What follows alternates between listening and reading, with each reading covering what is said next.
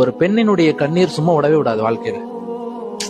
ஒரு பெண்ணை அநியாயமாக அவளை துன்புறுத்தி, அவளை பேசி, அவளுடைய மனதை காயப்படுத்தி ஒரு பெண்ணினுடைய கண்ணீர் சும்மா விடாது. எத்தனை வீடுகள்ல பாக்குறோம், கணவன் தாய் தந்தையினுடைய பேச்சு கேட்டு தன் மனைவியை கொடுமைப்படுத்துறது. என்ன நீ இப்படி இருக்க, என்ன நீ அப்படி இருக்க, எங்க அம்மா அப்படி சொல்லிட்டாங்களே, எங்க அத்தா இப்படி சொல்லிட்டாங்களே, எங்க அம்மாக்கு நீ இப்படி பண்ண மாட்டியா, எங்க அத்தாக்கு அப்படி பண்ண மாட்டியா. தாய் பேச்சை கேட்டு, தந்தையுடைய பேச்சை கேட்டு வீட்டுக்கு வந்த மனைவிய திட்டுறது, கொடுமைப்படுத்துறது.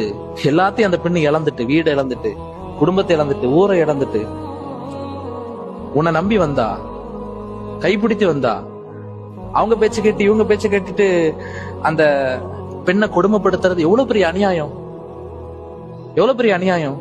நீ அதை கொண்டு வரல, இதை கொண்டு வரல, உங்க அத்தா எப்படி, உங்க அம்மா எப்படி, அவங்க குடும்பத்தை தாக்கி பேசுறது. அந்த பெண் ரூம்ல உட்கார்ந்து அழுகதான் முடியும், வேற என்ன செய்ய முடியும். பெண்ணினுடைய கண்ணீர் சும்மா விடவே விடாது, வாழ்க்கையை அழிச்சிரும்.